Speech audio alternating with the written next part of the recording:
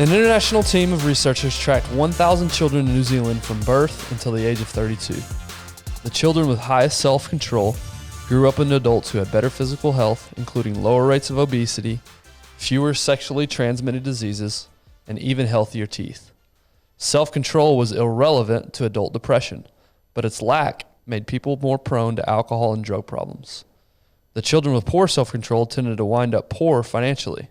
They worked in relatively low-paying jobs, had little money in the bank, and were less likely to own a home or have money set aside for retirement. They also grew up to have more children, being raised in single-parent households, presumably because they had a harder time adapting to the discipline required for a long-term relationship. The children with good self-control were much more likely to wind up in a stable marriage and raise children in two-parent homes. Last, but certainly not least, the children with poor self-control were more likely to end up in prison. Among those with the lowest levels of self-control, more than 40% had a criminal conviction by the age of 32, compared with just 12% of the people who had been toward the high end of the self-control distribution in their youth. In a follow-up study, the same researchers looked at brothers and sisters from the same families so that they could compare children who grew up in similar homes. Again, over and over, the sibling with the lower self-control during childhood fared worse during adulthood.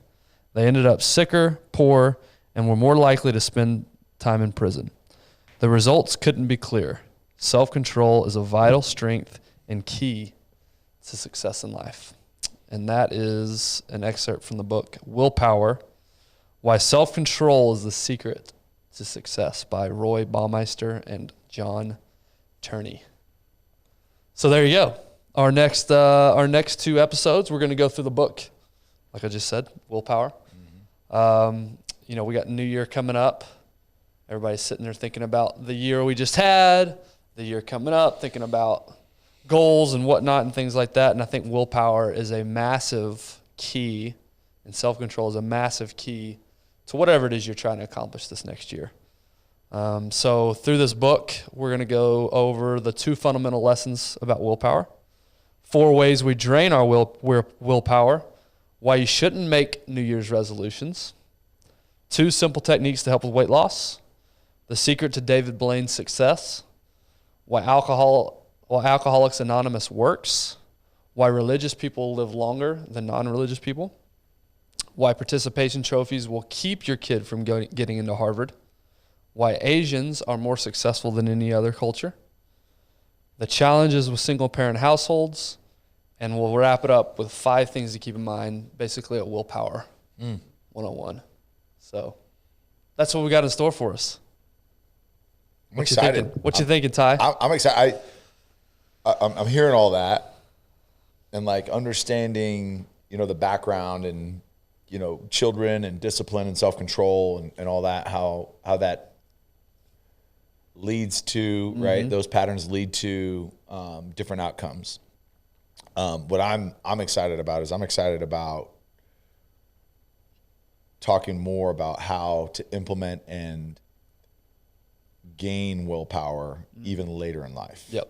Like it's not a hey, if you don't acquire this skill at 8 years old, right, you have no chance. Yep. Like it can change. Yeah. And like with all these book reviews, it's always best to grab a copy yourself, go read the whole thing, because we're only going to touch on the highlights. But yes, we will absolutely touch on all those things that you just mentioned.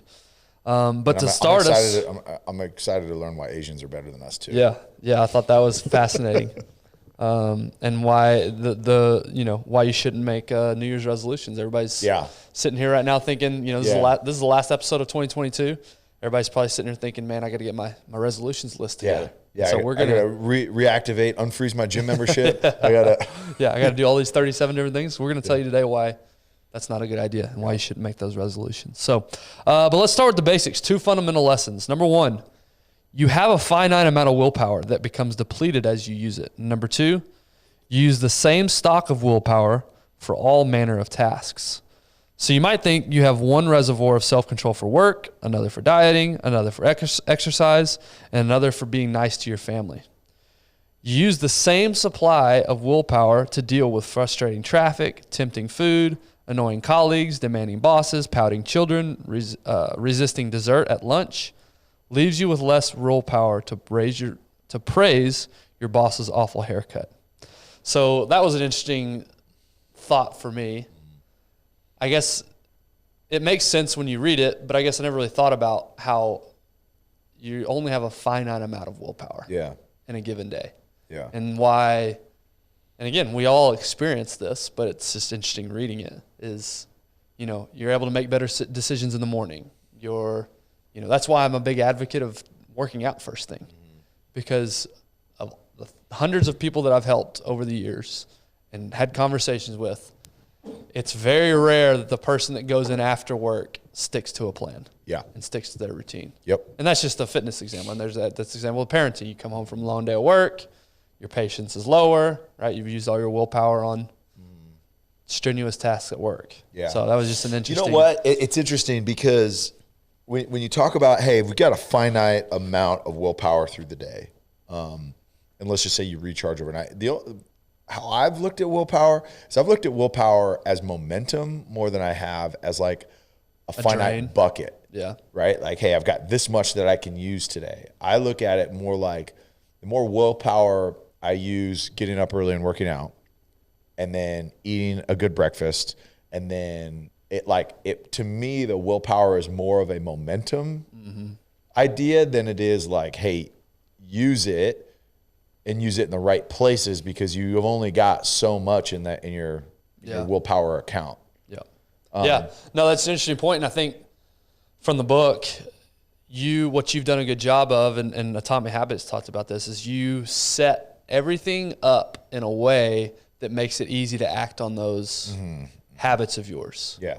So yes, it takes willpower for you to get up and go work out, but you've joined a CrossFit gym. Yeah. You have a community that's expecting you to be there. Yeah. You lay out your clothes at night. Like, you do all these little things that the willpower required to get yourself to the gym is less than a person who doesn't have any infrastructure in place. True. So yes, for you, it feels like it's just momentum building and discipline, and I can just execute. Yeah. Because you've done a good job of it's a good way of taking away all the barriers to get you there. So the only barrier left to do is execute and go. Yeah. Whereas a lot of people, they got to work all day long. They have to go run home and grab their gym bag. Like, there's just a lot of competing things and it requires so much willpower just to get there. Yeah. Where you've done a good job of setting up your life. You're right. Because there's not that decision in the morning. It's like my alarm's set. I've reserved the class. Like you said, I've got my workout skeleton, my clothes laid out on the floor, my shoes, because I can't tell you how many times I've worked out after work and it's like, I forgot socks, or I forgot shoes, or I didn't do, you know what I mean? It's like, no. So there's no decisions actually being made in the morning. The one decision is just getting up. Exactly. The biggest decision you make in that moment is get out of bed or not. Bed. Yeah. Yep. Exactly. And once you've done that, now the momentum is rolling, as you said, and you're able to just now. Yeah, but I get what you're saying, because like driving home from work, it's like, all right, I've got to get there, and then which route am I going to take? Which one has less traffic? Which one's going to take more time? Okay, now that means I'm not eating dinner now. I'm going to eat dinner after. Okay, then I'm not going to see my kids, and I'm like, there's all these things that are going into the decision. Do I still go to the gym or not? Yeah, and for you, even if we use the morning example, imagine you wake up, you got everything set in place, but then one of your kids gets sick, and you've got to attend to that, and then something else pops up. You got to so all this stress and competition's popping up. Yeah. You may still eventually get to the gym, but your willpower has been drained a lot more than a day that just goes according to smooth and according to plan. So, and it's not that we can avoid that always. No. Of course. No. But it's setting up your life in a way that makes those decisions easier. and it's the it's the just creating habits, right? That we talked about is it then it's a habit, not a decision, right? Like ultimately it comes down to, yes, I've got to decide to do that, but it doesn't feel like a decision because of the habits and routines that you've created. That's just part of it. Yep.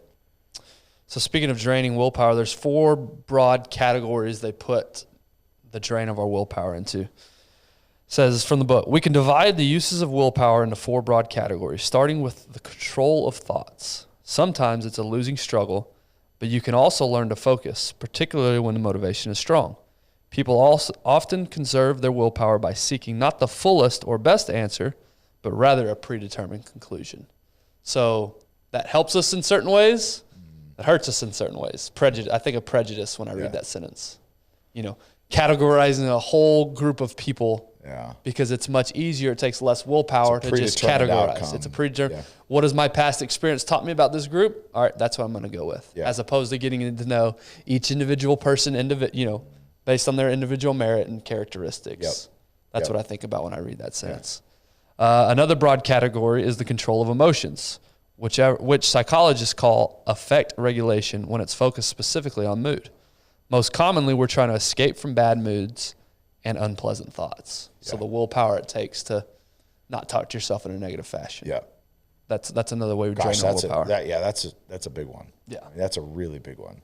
Yeah, because I think a lot of us have been raised in a way to control your tongue towards other people. It's not kind to talk negatively to other people, and you don't want to. I get that, but that controlling that voice on the negative talk on yourself, that takes a very, very, very intentional behavior and actions to control that. Absolutely.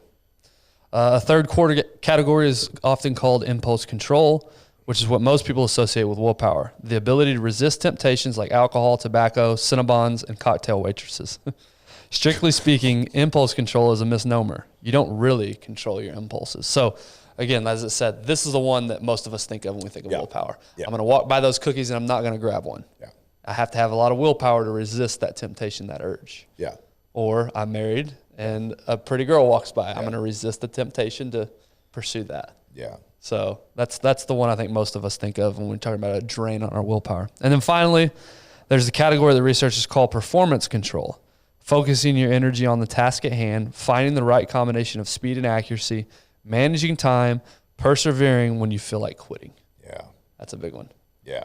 Both in the way of just some people are more organized than others and set up their day, and if you're constantly playing from behind, but then also if you're on a big, let's say you're an entrepreneur trying to build your business. Yeah. It takes a lot of willpower to keep showing up day after day when your head's getting beat in. Yeah, and I'm dealing with this with my 6-year-old right now. He's really big into, like when he and his brother, my other son, are playing, if he starts losing, he quits. And I just think of that is such a summary of, I feel like, the younger generation. And sorry to keep being that old guy that hammers, but when there is conflict, whether it's based off of what my expectations are of that certain scenario or team or goal or project, if it becomes hard or failing, we just leave, right? And the willpower to say, look, I know that I'm going to fail, and I know that, and I'm going to still show up anyways. That's the entrepreneurial spirit, right? Right. Is you got 1,000 losses before you get that win, but that performance willpower, right? That's huge. Yeah. And to me, I think that is one of the biggest. If you possess the ability to control that and a really strong discipline in this area, that is, to me, one of the number one traits to success. Well, think about our most recent episode with Josh Smith, the founder of Montana Knife. He talks about it took him 30 years to get proficient, efficient, and become the best in the world at what he's doing now. Think about how much willpower it took the last 30 years. Yeah. And you know what's crazy about him, too, is it's not necessarily like I'm the best in the world. Yeah. I've figured out how to create the best company in the world. Space. And that involves humility and saying, I can't make every knife like I used to. Right. I can't spend 2 weeks making one knife. I have to allow other people to be able to put in, or I can't get this incredible product out to the people that I want to. Yeah. Yeah. I mean, there's a discipline in that, and also just letting go too. Absolutely. That's what I struggle with. I struggle my willpower. I don't have a good ability, and this may be totally different, but I don't have a strong sense of willpower when it means volume and efficiency, because I want to control it. Right? To me, there's a sense of willpower, I guess. When you say, look, no, I'm not the best to do this. I need to delegate this to somebody else. Yeah. And I'm not strong in that sense. That's a hit of the ego willpower. 100%, right? This is the fifth bucket. Yeah. You created a new category. Congrats. No, it's funny you use the example of your son. We actually just had this. I just taught my one example of teaching my son this lesson yesterday. So my oldest son doesn't have an older brother to play with and go beat him up and show him. So that's left to me. Yeah. So we're in the backyard. Which you accepted gladly. I accept gladly. I dunk on that kid every day. So he loves playing soccer right now. And Yep. so we're in the backyard and we play soccer. And it's a delicate balance of, playing hard on them, Yeah. but letting them win, letting them succeed. Yeah. But you know exactly what I'm talking about. Well, yesterday I really wanted to teach him that exact lesson, which is when it sucks, when you're getting crushed, Yeah. what do you do? How do you respond? So we played a 20 goals. Yeah. And he, I'm beating him pretty good. 5, 6, 7, 8, 9, 1. Yeah. And he's starting to get fussy and whiny and wanting to quit. And, Yeah. and I just keep reminding him over and over, hey, you never know what can happen. Keep playing. You never know what will happen. Keep playing. And then obviously I back off a little bit and let him come back, and he ends up winning the game. Yeah. And then we talked about it after the game. We talked about what do you do? Because in a game, when you're with your teammates, you're not going to be able to just quit in the middle of the game. You're going to want to. Yeah. Everything ends, you're going to say, I'm done. This sucks. We're getting crushed. But you never know what can happen. Never, yep. Stay in the fight. You never know what can happen. And Yep. that was a cool lesson. That was a cool moment yesterday with him, exactly what you were talking about. A few weeks back, Minnesota Vikings, right? Yeah. Down exactly. 30 points, the largest comeback in NFL history. Like every other team up to this point in the history of the NFL has laid down and seceded, said we can't do it. Yep. And they just said, nah, we're getting embarrassed right now, but we're gonna keep fighting because you never know what's gonna happen. Yeah, it'll be interesting to see how they play this week now. Yeah. With all their willpower being drained in last week's game. Yeah. What's the recharge time? Does it give? I think they have like a supercharger somewhere that they can just. Yeah, seriously. Sleep and nutrition, it actually talks about. Okay, and now the segment we teased with, why you shouldn't make New Year's resolutions. Yeah. Again, that's what most people are probably sitting here thinking right now this time of year.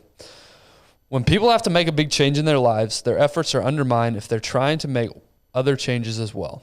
People who are trying to quit smoking, for example, will have their best shot at succeeding if they aren't changing other behaviors at the same time. Those who try to quit smoking while also restricting their eating or cutting back on alcohol tend to fail at all three, probably because they have too many simultaneous demands on their willpower. Yep. Above all, don't make a list of New Year's resolutions. Each January, millions of people drag themselves out of bed full of hope and hangover, resolve to eat less, exercise more, spend less money, work harder at the office, keep the home cleaner, and still miraculously have more time for romantic dinners and long walks on the beach. By February 1st, they're embarrassed to even look at the list.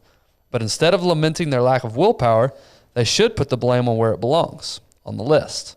No one has enough willpower for that list. Because you only have one supply of willpower, the different New Year's resolutions will all compete with one another. Each time you try to follow one, you reduce your capacity for all the others. A better plan is to make one resolution and stick to it. That's challenge enough. Yeah. So 100%. That's their point, is if you try to make 4, 5, 6 different goals, your willpower is going to be drained, even just pursuing one of them. Yeah. And you're going to fail all 5. Yeah. And that's where that momentum aspect comes into play. And Tiffany and I had this conversation for years because it was like, all right, no, I'm going to start working out. I'm going to get my diet lined up, and then I'm going to do this. She has this list. And what I was trying to tell her, and I was also telling she won't myself, listen to you, though. Of course she won't. Never does. Is just show up to the gym. That's it. Just show up. And to me, that's where that momentum aspect is like, okay, tell you what, the goal is not to completely cut out all carbs, go down to 700 calories, and then do this much cardio. And then, like you said, okay, then I've got to do, this at the house. And then I want to be a room mom, and I want to do all these things. No, just go to the gym and watch how much better you feel and how much more capacity you create within your day, just because you now have the benefits of physical activity. Mm-hmm. So just focus on that. And watch, your diet will clean up, because just subconsciously, you're not going to want to throw away the time that you spend at the gym. Right. Okay. The energy. Okay. You maybe can create more time for projects or something that want to do at the house. Like, it all builds up, but it's one goal and it's one thing that you can focus on, one thing you can spend your energy planning out, one thing that like the decision you make that day to go execute that one goal. That's it. But then watch the ancillary benefits that come from it. Yeah, to your point, pursuing that one will likely help you make better decisions in the other areas. But if you don't, for whatever reason, you screw up one day and you eat some carbs that you said you're not depleting your willpower. Yeah, you're not depleting your willpower because you're still accomplishing that one thing you set out for. Yes. So that's a great it's grace. I mean, it's creating space for grace for yourself. Yep. Because look, I'm not failing at 10 things. Right. I didn't fail at anything because I hit the one thing that I was trying to do. Yeah. And that's hard. I mean, it's hard to get my mind wrapped around because I think I'm tough enough. I think I have enough willpower. I think I'm elite enough to be able to pursue 3 different things. But if I'm honest with myself, when's the last time I was able to accomplish? But even if you miss the target on the one goal, right? If you're looking at that list, it made a good reference. Like you're embarrassed to even look at the list because all the things that you failed at. Right. It's like, oh crap. Okay, now it's a whole lot better to recenter yourself on one target as opposed to, oh crap, now I've got this overwhelming amount of 15 goals that I set for myself December 31st, and I haven't hit any of them because of life or whatever. It's that one, and it's that weight and that obligation that comes with like coming short on some sort of goal is just so much less. Yep. Yeah, there's a great book. I know we both read it called The One Thing. I forget who wrote it, but if you're interested in more about this concept of just picking one and sticking to one and pursuing one with everything you got, that's a great book and a great reference for that mentality. A lot of people, if your one thing is to lose weight, because that's, I don't know what the percentage is, but I would imagine a vast majority of people, that's going to be on their list of things they want to do this year is get in better shape or lose weight. And if that's you, here are 2 simple techniques to help with weight loss. So it says from the book, if you're trying to lose weight, how often should you weigh yourself? The standard advice used to be to not get on the weight scale every single day because your weight naturally fluctuates and you'll get discouraged on days it goes up for no apparent reason. A careful long-term study tracked people who'd lost weight and were trying not to regain it. Some of these people weighed themselves daily, others didn't. It turned out that the conventional wisdom was wrong. The people who weighed themselves every day were much more successful at keeping their weight from creeping back up. They were less likely to go on eating binges, and they didn't show any signs of delusions or other distress from their daily confrontation with the scale. The more carefully and frequently you monitor yourself, the better you'll be able to control yourself. Besides monitoring your body, you can monitor your food that you put into it. If you consciously keep a record of all the food you eat, you'll probably consume fewer calories. In one study, those who kept a food diary lost twice as much weight as those who used other techniques. Yep. So I look at those 2 things. I look at this like finance, personal finance. If you wait till the end of the year to go through your budget and you haven't done anything all year, that anticipation of getting in and like, okay, how much money did I waste this year? How much work do I have to do to get back to where I want to be is overwhelming. And it to me, and I've been there where it's like, oh my gosh, like I don't even want to attempt this. I got to go through all my finances. I got to highlight all my write-offs. I got to, categorize this. I got to do that. When you're on it all the time, what it does is you can actually track and see where you're at. And you're like, okay, now I got to be more conscious. Like I can't go just frivolously spend here, or I can't do that, or I can't do that. And what happens is when you like stop recording, stop assessing and like checking in, whether it's your weight, finances, whatever, right? Is it literally like your just awareness of it and the results just dip down, and then you're like, I don't want to see it. I don't want to check the scale. I don't want to do that. Like, and then you just don't for a long time. Yeah. But when you get in the habit of every day checking it, you're like, okay, look, I had a big meal, and as opposed to like, I'm not going to look at the scale, and I'm just going to just put it in the back of my mind, and then I'll have another one, and then another one, and I'll have another binge event, and I'll have this. And then you just want to get further and further away from going and checking your weight until you hit something where like, okay, now I got to do something. Every day it's like, okay, now I'm just reminding, like, okay, be conscious. Remind, be conscious. Don't just like splurge whenever I want. Right. Yeah, and this is a technique that I've utilized myself in the past and been very successful with, and also helping, people that I've helped lose weight over the years. Some people don't like it, right? They see the scale every day. I don't like seeing my weight. But what you do, the best way to do it that I've found is get you a journal, some sort of log, write down the date and write down your weight for that day. And then what you do, so you do that on Sunday, and you do all that all the way through Saturday. So you've got 7, so you got week 1, the dates, you've got 7 weights there. Take the average of all those days. Because again, like you said, one day it might be, 240.1. The next day it might be 241, depending on what I had for the next day it might be 239. So it's going to fluctuate day after day. The point is you take the average of that week, then go to week 2. Take the average of that week. Now look at those 2 numbers. Yeah. If you've lost weight from the average of week 1 to the average of week 2, you're on the right track. Yep. If you've gained weight, obviously there's some adjustments you need to make. Yep. That's the best way to do it. But you don't want to weigh randomly on Monday and then weigh randomly on the next Thursday. On Monday, right? And then after your Thursday dinner before you go to sleep, you weigh in then. Yep. Yeah. So for me, it was right when I woke up, right after I went to the bathroom, I would step on the scale with just my boxers on, whatever, no clothes on, and I would write that number down. And so I did it consistently, same time, every single day, wrote it down, and then I just took the average. And I saw over the course of 8, 12, 16 weeks, the weight just gradually go down. And some weeks it didn't go down. And so I knew, okay, that week it wasn't like I was embarrassed, or it was just a good, easy way to track. I know I'm headed in the right direction.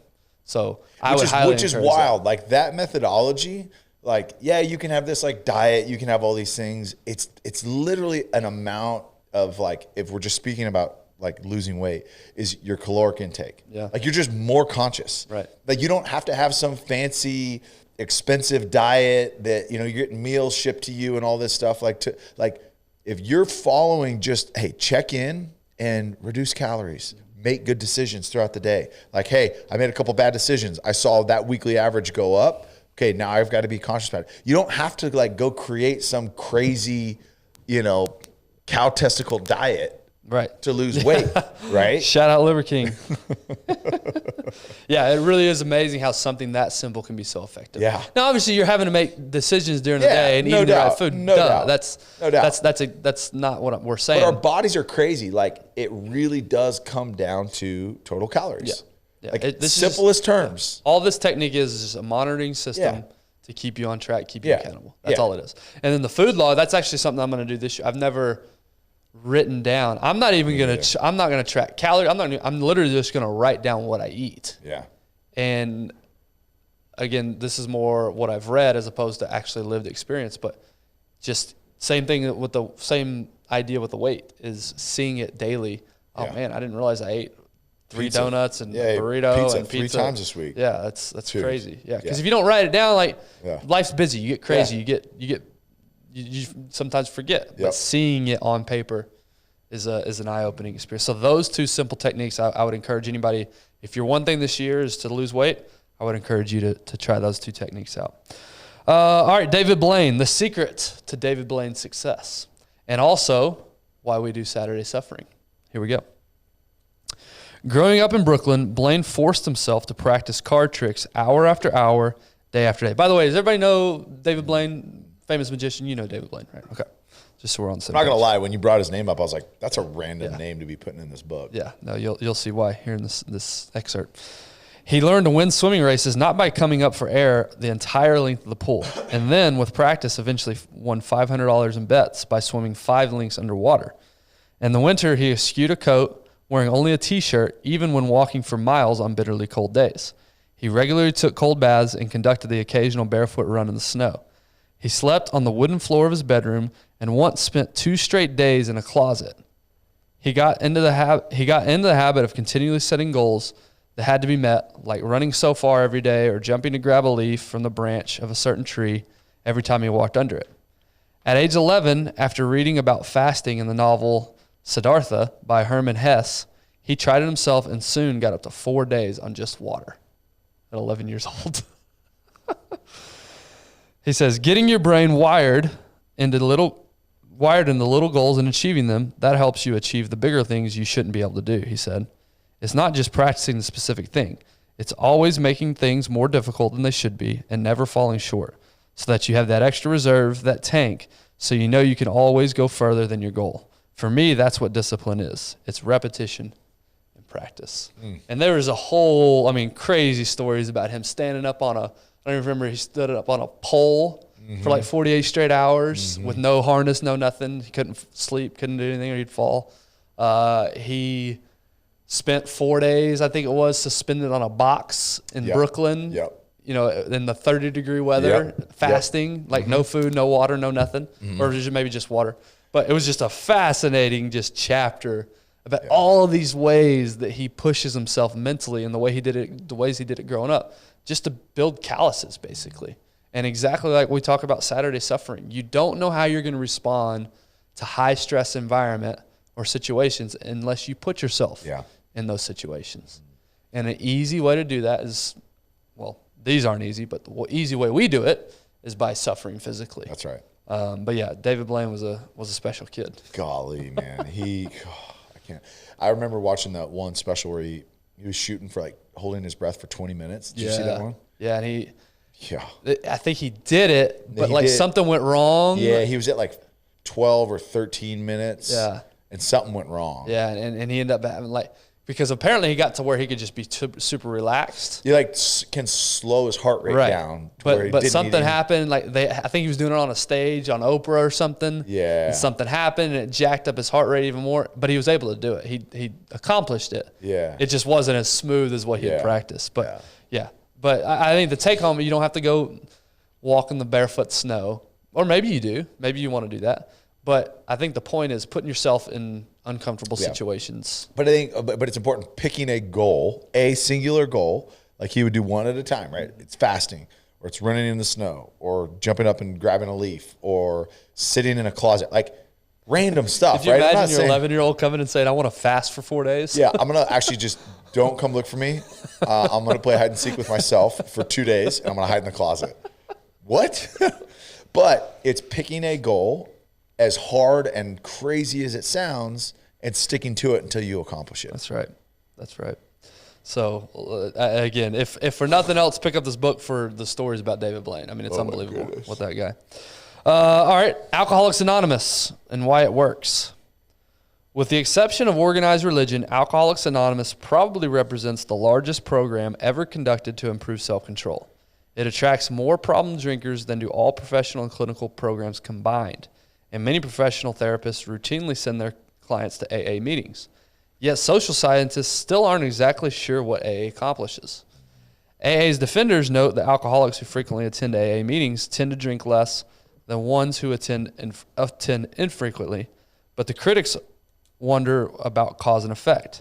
Does frequent attendance make people more likely to abstain, or does abstinence make people more likely to keep attending? Despite these uncertainties, researchers have found some evidence that AA works. After tracking more than 2,000 men with drinking problems for 2 years, a team led by John McKellar at Stanford University concluded that attendance at AA meetings led to fewer future problems with drinking. Moreover, the benefits of AA remained even after taking into account the men's initial level of motivation and psychological problems. The failure rate among members is high. It's normal for them to relapse periodically, but they usually resume abstinence. In fact, AA seems to be at least as effective as professional treatments for alcoholism. All in all, then, AA seems to be at least as good as, if not better, than professional treatments costing much more. Even if researchers haven't figured out exactly what it does, we can point to some familiar ways in which AA appears to help.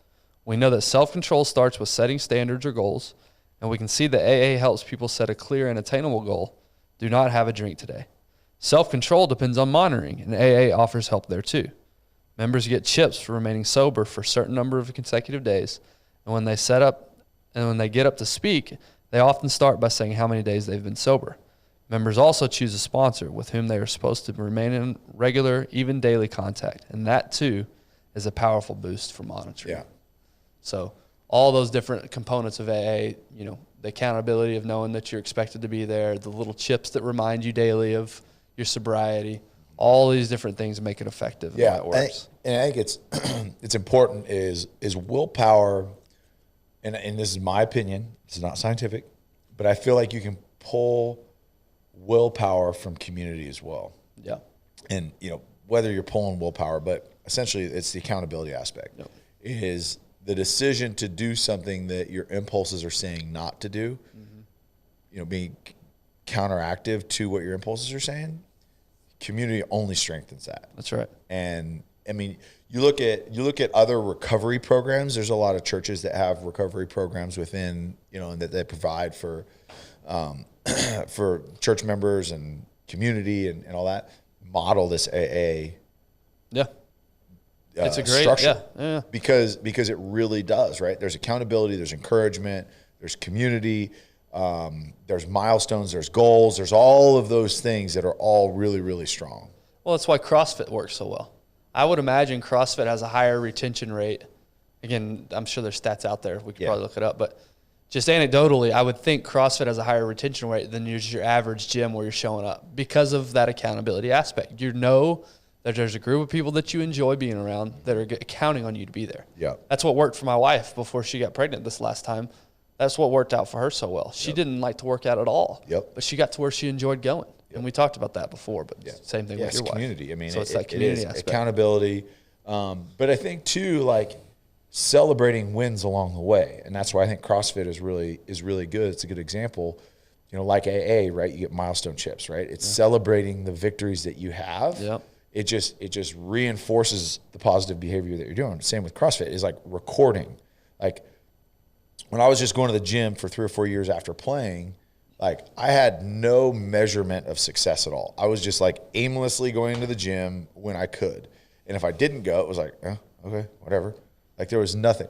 But like with CrossFit, it's like, all right, I've got goals and I'm being celebrated. As like stupid as it is, right, is we have this little app that records all of our PRs. So anytime, like this last week, we had deadlift, right? We had deadlifts. And I hit a 3-rep PR max.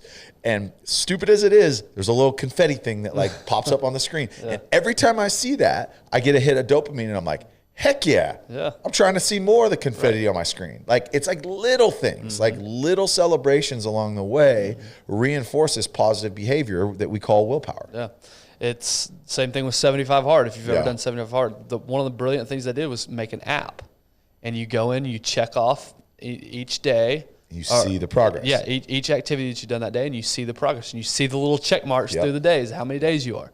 That little subtle thing is kind of like the confetti. Seeing how many days I've been through is extra motivation to continue going down. That's right. And using my willpower to accomplish this goal. Last segment we're going to talk about today in this part 1. We'll finish up next week with part 2. Is why religious people live longer than non-religious people. Interesting. If you're in a religious congregation and ask God for a longer life, you're likely to get it. It doesn't even seem to matter which God you ask. Any sort of religious activity increases your longevity, according to psychologist Michael McCullough. He looked at more than 36 studies that had asked people about their religious devotion and then kept track of them over time. It turned out that the non-religious people died off sooner, and that at any given point, a religiously active person was 25% more likely than a non-religious person to remain alive. Religious people are less likely to develop unhealthy habits. They're more likely to wear seatbelts, visit a dentist, and take vitamins. They have better social support, and their faith helps them cope psychologically with misfortunes. And they have better self-control, as McCullough and his colleagues at the University of Miami, Brian Willoughby, recently concluded after analyzing hundreds of studies of religion and self-control over 8 decades. More importantly, religion affects 2 central mechanisms for self-control: building willpower and improving monitoring.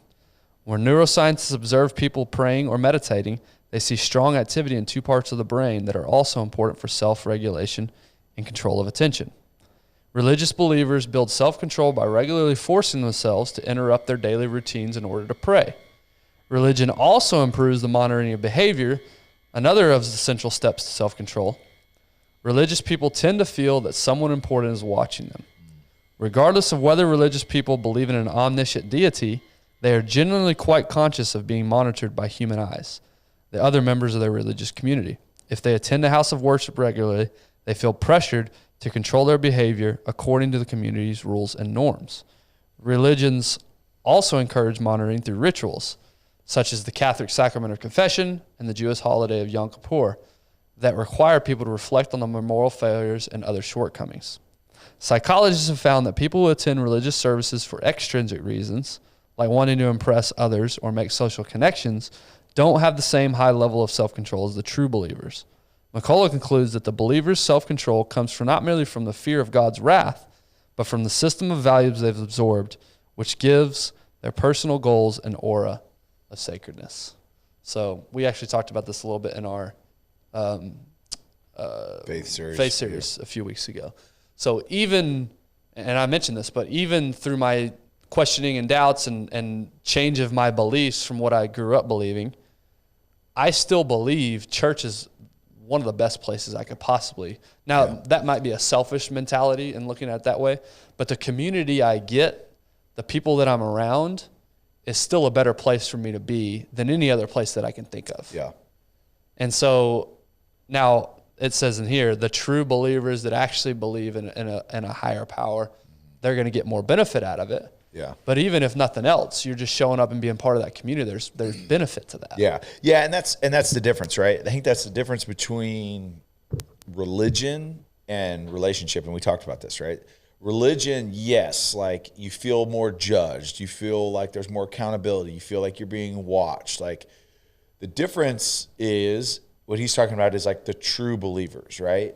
The ones that like really, really feel like, hey, listen, like everything that I do is for my God. And whichever God that we're referencing right here on this, right? Whoever these people feel like is who they're responsible to. The difference is when religion puts these rules and regulations in, and I feel like could be detrimental to willpower and you know, staying within, you know, this moral compass and making good decisions and all that, is when people are held to it but don't believe. Like, hey, I'm performing to do all these things and I don't really truly in my heart believe. And so, yeah, you're good for a little bit, but then you go off the deep end, right? And then you pull completely away from it. That to me is religion, right? When it's rules. And then the relationship side of it, that's when it's like you are living in a way that shows gratitude for everything that you believe that you know, in my case, that God has done for me, right? And so that, yes, now I feel watched, but it's not I'm being watched for judgment. It's being watched as in like, oh my gosh, what is it that guy has? I want that. Like, it's more of like, hey, I want to be able to share the greatness by the way that I live. And so the way that I live, I want to reflect what God calls me to do. Right. And it's more out of gratitude than it is obligation. But I agree, regardless, hey, look, if I'm going to like Bible study on Wednesday evenings as opposed to going to the bar, I feel like you're going to be on the right track. My encouragement though is on the religious side of it and living longer is you don't need, your cup is filled by something bigger when you truly believe, in my opinion, that the need for alcohol, the need for substances, the need for addiction, the need for sex addiction, the need for all of these things that may be detrimental to long-term health and mental health and all those things, is the need is less, right? And you're trying to live in a way that that is more congruent to longevity. Yeah, I agree that rules, regulations, it's not the main thing, but I think you honor the beliefs that you have by living your life in a way that adheres to those regulations. Like, it's true in the Christian faith that you believe you're saved by grace and there's nothing you can do yourself to be saved. That's true. That's the belief. Yeah. However, you honor that belief by abstaining from sleeping around, by abstaining from alcohol abuse, by abstaining from drugs. You honor this. So all that in combination does lead to a healthier life over time. Yeah, and there's community aspect too, right? Like, what's the rising tides raise all ships, right? And so you're just around people, and that's what like small groups are really good for. You're just around people that encourage positive behavior and positive decisions, willpower. And it's easier, right? Like the community that you surround yourself is going to be a direct reflection of the decisions that you're making. Yeah, the likelihood that you're going to find that at a church is higher than anywhere else. Yes, there's bad churches, of course there are, but the likelihood is higher. Right. I was just telling my wife this last night because we're talking about our boys, and when do you start talking to them about drugs and alcohol and sex and all these big conversations? And I was reflecting on the group of friends I had from 7th grade on. I was extremely lucky that it didn't take a lot of willpower for me to resist those temptations, because the group that I spent the most of my time with didn't do those things. Yeah. It wasn't out of I'm some morally, experienced person. What's the word? Superior person. It was the people that I spent my time with. It just wasn't, never brought up. Mm-hmm. It wasn't a thing. It didn't even cross our mind. We would just go do dumb, fun stuff. Yeah. But so to your point, it's that community. You're more likely to find that in a religious community because of these regulations and rules and scaffolding that we believe in as part of honoring. Again, it's not what saves you, but it does. It's just a way to show your gratitude and living in that certain way. Yeah. And we started, and we don't have to get down this tangent, but again, a healthy relationship with your wife is more likely to make you a happier person than cheating on your wife or going to watch porn. You're just, not that it's not fun to pursue those things, but it's just not as fulfilling. Yeah. Not as gratifying. You're not going to get as much out of life if that's what you're doing. That's right. Forget the moral aspect of it. Just the mere. A healthy relationship with your spouse leads to a healthier life just in general. Exactly. Exactly. We need that community, whether it's in our home or at our in our broader community. So anyway, that's part one. Start, yeah, I thought that was interesting. Any takeaways from part one that stood out to you? I'm just excited to hear about the Asians. Yeah, we'll have a little bit more in depth on parenting and why the Asians are so successful next week. But before we get out of here and on to your new year, we do want to thank our partners, Sleep Number. Something we're going to talk about in next week's episode is the importance of sleep and proper nutrition and how it helps your willpower. We all know that. And Sleep Number, these mattresses that they've designed, these Sleep Number 360 smart beds, I mean, they really do take your sleeping experience to the next level. We've talked about it ad nauseum. When I sleep away from home, I definitely notice a massive difference. And you can't really don't take our word for it. Go try it out yourself. Yeah.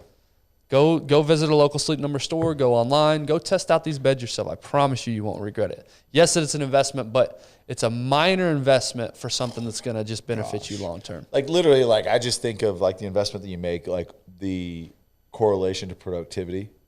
Like how much more income can you potentially seriously bring in because you are getting deeper sleep, your recovery is higher, your alertness, your energy, all of that just leads to more productivity. Absolutely. I mean, it pays for itself, I would say, in a year. Yeah, less than that.